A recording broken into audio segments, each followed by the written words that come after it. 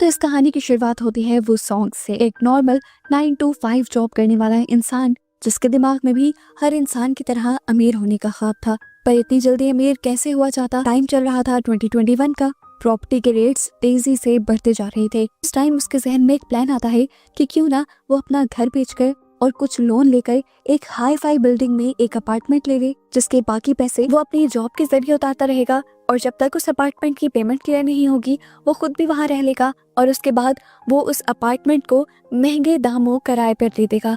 इस तरह लगभग उसकी सैलरी की अमाउंट जितनी अमाउंट भी इस अपार्टमेंट के रेंट से आती रहेगी, उसका खर्चा चलता रहेगा और साथ ही में उसका बहुत ही महंगा एसेट पे बन जाएगा, तकरीबन 1.1 बिलियन यॉन का। अगर प्रॉपर्टी के रेट्स ऐसे ही बढ़ते रहे तो अपार्टमेंट का रेट लगभग 1.1 बिलियन यॉन से बढ़कर 5 बिलियन यॉन तक पहुंच जाएगा और फिर वो तब अच्छे प्रॉफिट पर बेचकर अपना बिजनेस भी स्टार्ट कर लेगा और अपनी लाइफ भी अच्छी स्टार्ट कर लेगा। यही सोचते हुए वो जल्दी से एक प्रॉपर्टी डीलर के पास जाता है और उसी बिल्डिंग में अपार्टमेंट खरीद लेता है जिसके रेट्स हर घंटे बाद बढ़ रहे थे। डाउन पेमेंट के लिए उसने अपना घर बेच दिया था, अपनी सारी सेविंग्स लगा दी थी, पर बाकी EMIs अभी उसे देनी थी। इस अपार्टमेंट को खरीदते ही जैसे उसकी जिंदगी बदल गई थी। अब क्योंकि उसने एक हाई फाई बिल्डिंग में अपार्टमेंट लिया था तो खुद भी हाई फाई लोगों में ही काउंट होने लगा और जल्द ही उसकी एंगेजमेंट भी हो गई। सब कुछ बहुत अच्छा, बहुत आइडियल चल रहा था, लेकिन दरमियान में कोविड आ गया और कोरोना में जहां बहुत सारे बिजनेसेस क्रैश हुए, वहीं पर इन बिल्डिंग्स की और इन अपार्टमेंट्स की कीमतें भी गिरने लगी। टाइम आ गया 2024 का। पता चला कि वो सॉन्ग ने जो अपार्टमेंट खरीदा था उसकी भी कीमत गिरकर सिर्फ 800 मिलियन यॉन की रह गई, जिसे उसने एक्चुअल प्राइस 1.1 बिलियन यॉन में लिया था और अभी भी वो उसकी EMIs उतारने में स्ट्रगल कर रहा था। पूरी सैलरी तो उसकी EMI में ही चली जाती थी। अपनी जरूरत की चीजों के लिए वो डिलीवरी बॉय का काम करने लगा। एक टाइम का खाना वो 3 टाइम में स्प्लिट करके खाता था, यहाँ तक कि वो घर में फैन और लाइट तक नहीं चलाता था ताकि बिल ना आ जाए। चार्जिंग लाइट्स और चार्जिंग फैन ले लिए थे उसने, जिन्हें भी वो चुपके से अपनी ऑफिस की इलेक्ट्रिसिटी से चार्ज करके लाता था और कभी कभार तो खाना भी ऑफिस की ही कैंटीन से चुरा लिया करता था। जिस तरह इस अपार्टमेंट को खरीदने से वो सॉन्ग की लाइफ में एक बड़ा चेंज आया था, वैसे ही इसकी कीमतें गिरने से भी बहुत ही बुरा और बड़ा चेंज आया। उसकी एंगेजमेंट दोबारा टूट गई और हर तरह से उसका मुश्किल टाइम शुरू हो गया। और इससे भी बड़ी मुश्किल ये थी, उसे हर वक्त इस अपार्टमेंट से कंस्ट्रक्शन की आवाजें आती रहती थी। उसे लगता था कि ये जरूर ऊपर वाले अपार्टमेंट से आ रही हैं, इसीलिए एक दिन वो ऊपर वाले अपार्टमेंट में जाकर शिकायत भी करता है, पर वो आदमी उसे यकीन दिलवाता है कि ये आवाजें उसके अपार्टमेंट से नहीं आ रही थी। अब तो इन आवाजों से वो सॉन्ग के नेबर भी तंग आने लगे थे। वो भी बार बार उसके घर के बाहर नोट लगा कर जाते हैं कि प्लीज अपने घर से आने वाली आवाजों को बंद करो, सब लोग डिस्टर्ब होते हैं। अब वो सोचता है कि वो इन आवाजों के लिए इस बिल्डिंग की ऑनर से जाकर बात करेगा। वो बिल्डिंग के ऑनर को बताता है कि उसके अपार्टमेंट से कंस्ट्रक्शन की आवाजें आती हैं, इतनी ज्यादा कि वो खुद भी सो नहीं पाता और उल्टा पूरी बिल्डिंग वाले भी उसके लिए कंप्लेन करते हैं। वो खुद भी कई मर्तबा मेंटेनेंस सेक्टर में कंप्लेन कर चुका है, पर कोई भी उसकी कंप्लेन पर एक्शन नहीं लेता। इन्हों उसे कहती है, मैं जानती हूँ कि वो आवाजें तुम्हारे अपार्टमेंट में से नहीं आती, ये बिल्डिंग में होने वाले एक कंस्ट्रक्शन इशू की वजह से है, मुझे 2 महीने का टाइम दो, मैं इसे ठीक कर लूंगी। वो सॉन्ग उससे कहता भी है कि मैं आपको 2 महीने का कैसे टाइम दे दूं, मैंने इतना महंगा अपार्टमेंट खरीदा है तकलीफ सहने के लिए तो नहीं, एक रात भी मैं यहाँ पर नहीं सोया। पर तभी इन्हों उसके सामने पैसों से भरा हुआ एनवेलप रख देती है और कहती है बस सिर्फ 2 महीने। और पैसे देखते ही वो सॉन्ग भी खामोश हो जाता है। पैसों की तो वैसे ही बहुत तंगी चल रही थी। जाकर सबसे पहले वो इन पैसों से बहुत सारा खाना लेता है और पेट भरकर खाना खाता है। वो सॉन्ग अगले दिन काफी फ्रेश माइंड से ऑफिस गया था, जहाँ पर उसका फ्रेंड उसे कहता है कि तुमने काफी बेवकूफी की है अपना सारा पैसा एक ही बिल्डिंग में लगाकर। अगर तुम मशवरा करते या मेरी बात मानते, अपना पैसा क्रिप्टो में इन्वेस्ट करते तो अब तक तुम्हें 700 से 800% तक का रिटर्न मिल जाता। वो सॉन्ग के दोस्त को क्रिप्टो का बहुत ज्यादा एक्सपीरियंस था। वो सॉन्ग से कहता है कि आने वाले कुछ दिनों में अगर तुम क्रिप्टो में इन्वेस्ट करो तो लगभग 6 या 7 दिन बाद ही तुम्हें बहुत बड़ा रिटर्न मिल जाएगा। पर वो सॉन्ग उसे कहता है, यार मेरे पास तो पैसे ही नहीं है। उसका दोस्त उसे कहता है, ऐसा मौका बार बार नहीं आएगा, तुम्हें बस 85 मिलियन यॉन के हिस्से इकट्ठे करनी है और मैं कह रहा हूँ ना, एक मर्तबा तुमने ये काम कर लिया तो तुम्हारा सारा कर्जा एक ही झटके में खत्म हो जाएगा और तुम्हारी लाइफ आसान हो जाएगी। एकदम से जादुई तौर पर उसकी टेंशन्स दूर हो रही थी। वो भी फैसला कर लेता है कि वो पैसों का अरेंज करेगा, चाहे उसे अपना अपार्टमेंट गिरवी रखना पड़े। वो इन्वेस्ट कर देता है और उसके दोस्त के कहने के मुताबिक उसे चंद मिनट बाद से ही प्रॉफिट होना शुरू हो जाता है। वो सॉन्ग की जिंदगी में दोबारा से खुशियां लौटाती हैं। 4-5 दिन तो वो ऑफिस में नहीं जाता, क्योंकि हर टाइम वो बैठा हुआ अपने मोबाइल और लैपटॉप पर बस अपना प्रॉफिट जो देख रहा था। वो सॉन्ग के दोस्त ने उससे कहा था कि बस तुम्हें 6 दिन का वेट करना होगा। 6 दिन के इंतजार में वो बहुत ज्यादा एक्साइटेड हो चुका था, बहुत ज्यादा खुश रहने लगा था, और उसकी इन हरकतों को देखकर बाहर वाले लोगों को लगने लगा कि वो सॉन्ग जानबूझकर नेबर्स को तंग कर रहा है शोर करके, और ऐसा करके उसे खुशी मिल रही है। इसीलिए नेबर्स मिलकर उसकी कंप्लेंट पुलिस में कर देते हैं। पुलिस को देखकर वो सॉन्ग घबरा जाता है और सबको यकीन दिलवाने की कोशिश करता है कि ये आवाजें वो नहीं कर रहा। वो पुलिस को कहता है आप चाहे तो मेरा अपार्टमेंट चेक भी कर सकते हैं। इतनी देर में यहाँ पर इस बिल्डिंग की ऑनर अनहू भी आ जाती है और सभी लोगों को ये यकीन दिलाने की कोशिश करती है कि वो सॉन्ग तो खुद बहुत ज्यादा तंगी में है, ये आवाजें उसकी तरफ से नहीं है। पर सोसाइटी के लोग उसकी भी बात नहीं सुनते और पुलिस को फोर्स कहते हैं कि वो सॉन्ग का घर चेक किया जाए। उसे यकीन था कि ये आवाजें उसके घर से नहीं आ रही होंगी, पर घर को चेक करने पर पता चला कि वो सॉन्ग के घर में एक ऐसा सीक्रेट रूम था जिसका वो सॉन्ग को खुद भी नहीं पता था, और उसके अंदर एक फोन को एक बहुत ही लाउड स्पीकर के साथ कनेक्ट किया गया था, जिससे पूरी बिल्डिंग में शोर हो रहा था। वो 4 साल से बिल्डिंग में रह रहा था, ये शोर खुद भी बर्दाश्त कर रहा था, उसे क्यों नहीं पता चला। वो गुस्से से पागल हो गया और पुलिस वाले उसे अरेस्ट करके ले गए। 2 दिन बाद उसे अपने क्रिप्टो से पैसे भी निकालने थे और वो दिन भी आ चुका था। वो पुलिस वालों से रिक्वेस्ट करता है मैं आपकी सारी बातें मानूंगा, सजा भी ज्यादा सह लूंगा, बस 1 मिनट में मुझे घर जाने दें, मुझे बहुत जरूरी काम है, मैं वापस आ जाऊंगा। पर पुलिस वाले उसकी बात नहीं सुनते और ऐसे उसने कर्ज लेकर जो क्रिप्टो में इन्वेस्ट किया था वहाँ पर भी उसे नुकसान होना शुरू हो जाता है। वो सॉन्ग पहले बहुत बड़े कर्ज में था, ये कर्ज वो बर्दाश्त नहीं कर सकता था। वो यहाँ से वॉशरूम में जाने का बहाना बनाता है। पुलिस वाले जैसे ही उसे छोड़ते हैं तो वो पुलिस के कैबिन से अपना फोन निकालता है और पुलिस वालों के ही एक ऑफिस में जाकर वहाँ का रूम लॉक कर लेता है और जल्दी से कंप्यूटर ऑन करने लग जाता है। उसे जल्दी से अपना क्रिप्टो अकाउंट ऑन करके अपनी ट्रेड को क्लोज करना था, इससे पहले वो कर पाता पुलिस वाले दरवाजा तोड़कर अंदर आ जाते हैं और उसे खींचने लगते हैं, पर वो सॉन्ग किसी की नहीं सुनता और अपने काम में लगा रहता है। यहाँ तक कि पुलिस वाले टीजर गन से उसके हाथ पर करंट पे लगा देते हैं और वो दर्द के बावजूद बस एक क्लिक करने की कोशिश करता है, पर उससे पहले ही पुलिस वाले ने कंप्यूटर बंद कर दिया। करंट के दर्द और इस सारे सदमे से वो सॉन्ग बेहोश हो गया। उसकी लाइफ एक और मर्तबा तबाह हो चुकी थी।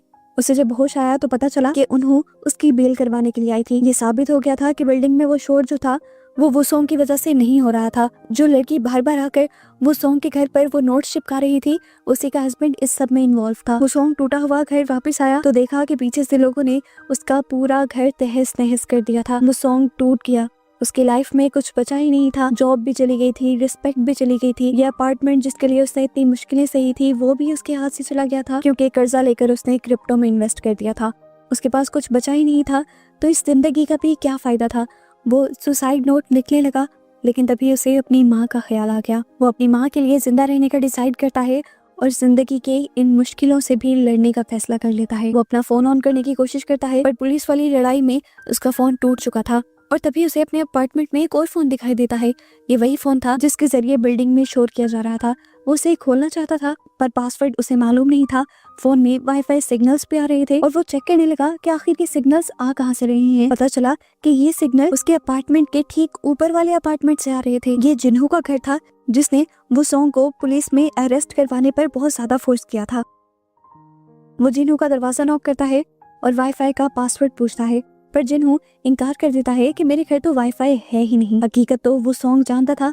वो सॉन्ग समझ गया कि जरूर कुछ तो गड़बड़ है और जरूर जिन्हू ही उसे किसी चीज के लिए फंसाना चाह रहा है। उसे सच्चाई का पता तो चलाना था कि जिन्हू आखिर चाहता क्या है। इसलिए एक दिन जिन्हू के घर से जाते ही चुपके से जिन्हू के घर के अंदर घुस आता है और उसके घर में वाईफाई भी देख लेता है। ये तो कुछ भी नहीं था।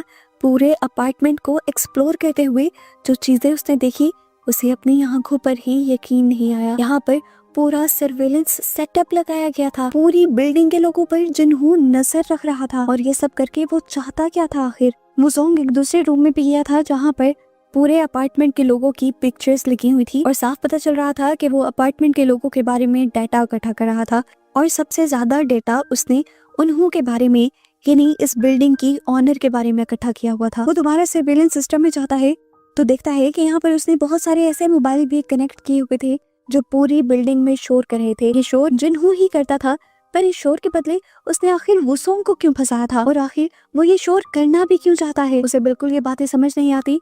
खैर वो जाने से पहले पूरे घर की पिक्चर्स ले लेकर सबूत इकट्ठे कर लेता है। इससे पहले कि अब वो बाहर निकल जाता, जिन्हों दरवाजा खोलकर अपने अपार्टमेंट में वापस आ जाता है। अपने आप को बचाने के लिए वो सॉन्ग के पास कोई और रास्ता तो बचा नहीं था। वो वहीं एक कैबिन के अंदर छुप गया। उसने रात होने तक का इंतजार किया जब तक जिन्हों सो नहीं गया और अपार्टमेंट से आवाजें आना बंद नहीं हो गई। वो सॉन्ग को बहुत ज्यादा गुस्सा आ रहा था।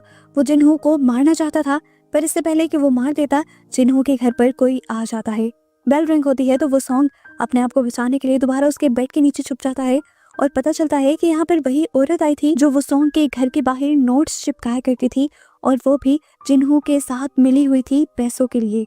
वो औरत वो सॉन्ग के वापस आने के बाद काफी ज्यादा डर चुकी थी और जिन्हों को बचाने के लिए उसने अपने हस्बैंड को भी जेल भेज दिया था और अब वो ऐसे किसी भी पंगे में नहीं पड़ना चाहती थी। वो जिन्हों से कहती है मैं तुम्हारे लिए और काम नहीं करूंगी, पर जिन्हों यहाँ पर उसे बहुत सारे पैसे देता है और कहता है ज्यादा दिन नहीं, बस कुछ दिन और।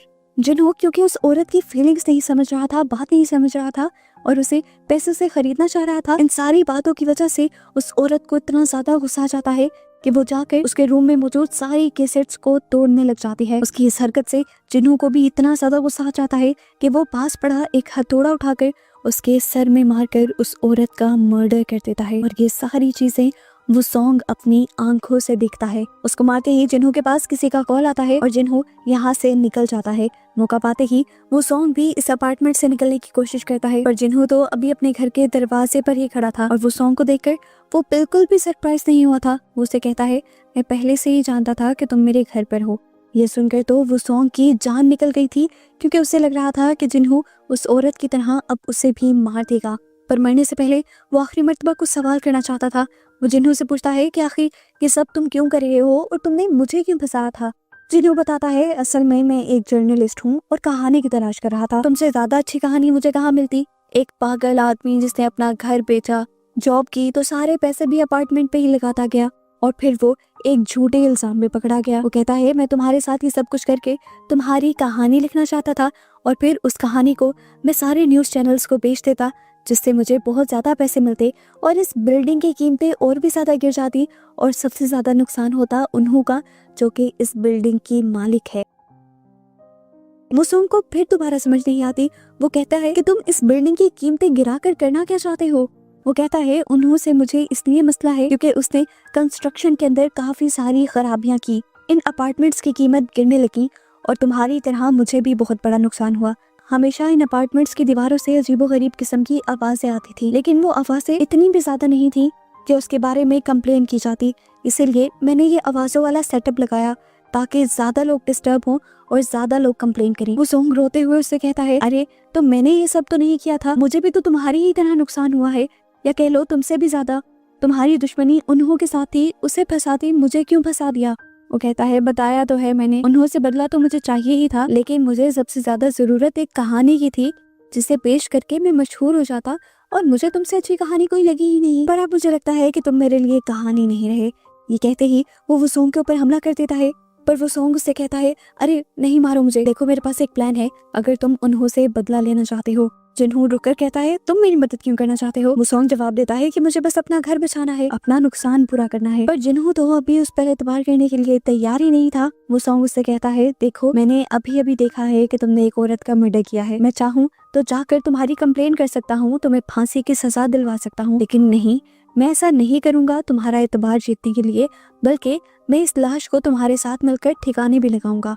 इन सारी बातों के बाद जिन्हों को थोड़ा थोड़ा वो सॉन्ग पर यकीन तो होने लगा था, पर वो कहता है कि अगर तुमने थोड़ी सी भी चालाकी दिखाने की कोशिश की तो मैं सबसे पहले तुम्हारा ही मर्डर करूंगा। वो सॉन्ग से कहता है बेफिक्र रहो, और यहाँ पे ये दोनों पार्टनर्स इन क्राइम बन जाते हैं। इसके बाद ये दोनों चाहते हैं इन्हों के पेंट हाउस के अंदर, और जाते ही उन दोनों के ऊपर हमला कर देते हैं। उन्हों बहुत ज्यादा घबरा जाती है और जिन्हों से कहता है तुम्हें मैं याद हूँ ना हूँ, लेकिन तुम मुझे अच्छे से याद भी हो और मैं तुम्हारे बारे में सब कुछ जानता भी हूँ। तुम एक पहले लॉयर हुआ करती थी, फिर इस कंस्ट्रक्शन के बिजनेस में आ गई और तुमने बहुत करप्शन कर करके बहुत सा पैसा भी कमा लिया। मैंने तुम्हारे करप्शन के सारे सबूत इकट्ठे किए थे। इस बिल्डिंग में होने वाले सारे कंस्ट्रक्शन फॉल्ट्स की भी रिपोर्ट्स थी मेरे पास, मैंने न्यूज चैनल को दे भी दी, लेकिन तुमने मुझे ही निकलवा दिया। अपने सोर्सेज का यूज करते हुए तुमने वो न्यूज चलने ही नहीं दी और फिर इन अपार्टमेंट्स को इनके रेट से डबल करके बेचा। जिन्हों बताता है कि उस दिन से मुझे तुमसे नफरत होना शुरू हुई थी और फिर मैंने तुम्हें बर्बाद करने की ठान ली थी। तभी मैंने ये अपार्टमेंट लिया और तब से ही मैं तुम पर नजर रख रहा हूँ। उन्हों साफ इनकार कर देती है कि तुम जिसके बारे में बात कर रहे हो वो मैं नहीं हूँ। पर जिन्हों उसकी एक नहीं सुनता और कहता है जाकर अपनी अकाउंट बुक ला कर दो मुझे। उन्हों कहती है मुझे अकाउंट बुक का नहीं पता, ये सारी चीजें मेरे हस्बैंड संभालते हैं और उन्हीं को पता होगी। अब जिन्हों गुस्से में उसके जख्मी हस्बैंड को घसीटते हुए बाहर ले जाता है, उससे लॉकर खुलवाता है, लेकिन लॉकर में कोई अकाउंट बुक उसे नहीं मिलती। इस टाइम पर वो सॉन्ग इन्हों के सामने खड़ा हुआ था। इन्हों उससे कहती है मैं जानती हूँ कि तुम वो सॉन्ग हो, मुझे माफ कर दो, मैंने तुम्हें धोखा दिया, पर अगर तुम मेरी आज मदद करोगे तो मैं तुम्हें बहुत सारे पैसे भी दूंगी और ये अपार्टमेंट भी पूरा तुम्हारे नाम कर दूंगी, तुम्हारा सारा कर्जा खत्म कर दूंगी। ये सुनकर वो सॉन्ग उससे कहता है मैं कुछ नहीं कर सकता, जिन्होंने नीचे एक औरत को मार दिया है और वो मुझे भी मारना चाहता है, तुम्हें तो वो मार ही देगा। इन्हों उससे कहती है तुम फिक्र मत करो, मेरे हाथ खोलो और अंदर जाओ ऑफिस में, वहाँ पर मेरी पिस्टल है, तुम उसका इस्तेमाल कर लो अपने बचाव के लिए और जिन्हों को मारने के लिए। इन्हों की बात मानते हुए वो सॉन्ग जल्दी से जाकर ऑफिस से गन निकाल लेता है और गन तान देता है जिन्हों के ऊपर। जिन्हों उसे देख लेता है और इसके दिए धोखे पर उसे इतना ज्यादा गुस्सा आता है कि वो उसे ही पकड़कर मारने लगता है। बेचारे वो सॉन्ग के हाथ से गन गिर जाती है और इससे पहले कि जिन्हों उसे पूरी तरह मार देता, पीछे से इन्हों आकर वो गन उठा लेती है। वो ये गोली जिन्हों के ऊपर चला देती है, पर पता चलता है कि इससे जिन्हों ने मरना नहीं था, ये खास किस्म की पिस्टल थी जिसके अंदर से बस बेहोश होने वाली गैस निकलनी थी और इस गैस को सूंघकर जिन्हों बेहोश हो जाता है। इन्हों और उसके हस्बैंड तो ये बात जानते थे, इसलिए दोनों ने नाक ढक लिया था और वो सॉन्ग भी सबसे छुपकर नाक ढक लेता है ताकि उन्हें कोई शक ना हो। अब इन्हों अपने हस्बैंड से कहती है कि तुम जिन्हों को मार दो। वो आहत में खुद भी बेचारा जख्मी था, लेकिन फिर भी वो पूरी ताकत का इस्तेमाल करता है जिन्हों को मारने के लिए और आखिर उसे मारकर खुद भी मर जाता है। वो सॉन्ग ये सब कुछ देखकर हैरान था। इससे पहले कि वो कुछ भी करता, नीचे से इन्हों आकर उसे हॉकी से मारने लग जाती है। वो सॉन्ग जब बिल्कुल मरने की स्टेज पर आ जाता है तो वो उससे कहती है मुझे तुम जैसे लोगों से नफरत है। चीप गरीब लोग अमीर बनने की लालच में ऐसे बड़े बड़े बिल्डिंग्स के अंदर फ्लैट ले लेते हो, एलीट क्लास की बराबरी करने की कोशिश करते हो और सारी सोसाइटी में गंद फैला देते हो। नफरत है मुझे तुम जैसे लोगों से। देखो अकाउंट बुक ढूंढ रहे थे ना, ये शेल्फ पे रखी हुई थी और तुम्हें नहीं मिली। वो अपने किए गए सारे गुनाह एक एक करके वो सॉन्ग के सामने बताती रही कॉन्फिडेंटली, क्योंकि उसे पता था कि वो सॉन्ग जिंदा तो बचने वाला है नहीं और कौन जाके बताएगा ये सारी बातें पुलिस और मीडिया को। ये सारी बातें बताने के बाद वो दोबारा से अपनी हॉकी उठा लेती है वो सॉन्ग के सर पर मारने के लिए, लेकिन तभी पीछे से जिन्हों उठकर उसका गला पकड़ लेता है और यहाँ रिवील होता है कि वो अभी मरा नहीं था, बस मरने की एक्टिंग कर रहा था ताकि इन्हों सारी चीजें खुद बोल दे। गला दबाकर अब वो इन्हों को पूरी तरह से मार देता है। इस टाइम पर जिन्हों की अपनी हालत बहुत ज्यादा खराब थी, वो सॉन्ग से कहता है ये अकाउंट बुक उठाओ और जाकर किसी भी मीडिया हाउस में दे देना ताकि इस बिल्डिंग के बारे में एक एक सबूत सबके सामने आ जाए। वो सॉन्ग भी उठकर उस बुक को उठाता है और इसी बुक के अंदर उसे वो पेज भी मिल जाता है जिसमें सबूत था कि उसने अपना अपार्टमेंट गिरवी रखा हुआ है। ये देखते हुए वो किचन की तरफ बढ़ने लग जाता है और जिन्हों कंफ्यूज होकर उससे पूछता है क्या करना चाह रहे हो तुम। तब वो सॉन्ग उससे कहता है अब और मैं किसी के इशारों पर नहीं नाचूंगा। ये कहते हुए वो माइक्रोवेव के अंदर वो अकाउंट बुक और अपने कर्जे के सबूत दोनों फेंक देता है, जिसके बाद वो यहाँ की गैस चलाकर माइक्रोवेव ऑन करके इस घर से बाहर निकल जाता है। कुछ ही देर में ये अपार्टमेंट ब्लास्ट हो जाता है और वो सॉन्ग चुप करके तमाशा देखता रहता है। इस पेंट हाउस के चलते ही वो सॉन्ग के खिलाफ सारे सबूत मिट गए थे कि उसने जिन्हों का किसी क्राइम में साथ दिया था या फिर उसने कर्जा भी लिया था। जिसके बाद वो एक बहुत ही ब्रिलियंट मूव चलता है और पुलिस के पास जाकर वो सारे सबूत पुलिस को दे देता है जो उसने जिन्हों के घर से इकट्ठे किए थे, जबकि वो बिल्डिंग के बारे में कोई भी बात पुलिस को नहीं बताता, क्योंकि वो जानता है कि अगर उसने बिल्डिंग के बारे में कोई भी बात बताई तो बहुत बड़ा स्कैंडल बन जाएगा और उनके अपार्टमेंट के रेट दोबारा से गिरना शुरू हो जाएंगे। अब न्यूज में यही खबर चलती है कि इस बिल्डिंग में कोई भी मसला नहीं था, बस जिन्हों नाम का एक इंसान इस बिल्डिंग की ऑनर की दुश्मनी में इसका नाम खराब कर रहा था। बस ये खबर आते ही बिल्डिंग के रेट्स दोबारा बढ़ने लग जाते हैं और वो सॉन्ग की मुश्किलें दोबारा से हल होने लग जाती हैं, जिसके बाद खुश होकर वो सॉन्ग अपने अपार्टमेंट में वापस आ जाता है। अभी भी उसके अपार्टमेंट में से हल्की हल्की आवाजें आ रही थी। वो जानता था कि ये कंस्ट्रक्शन फॉल्ट है और ये कभी भी बंद नहीं होंगी, लेकिन उसे तो परवाह ही नहीं थी। उसे तो बस अब इसे बेचना था और यहाँ से चले जाना था। और बस इसी तरह उसकी बहादुरी और जहानत की इस खत्म होती कहानी के साथ ये मूवी भी खत्म हो जाती है।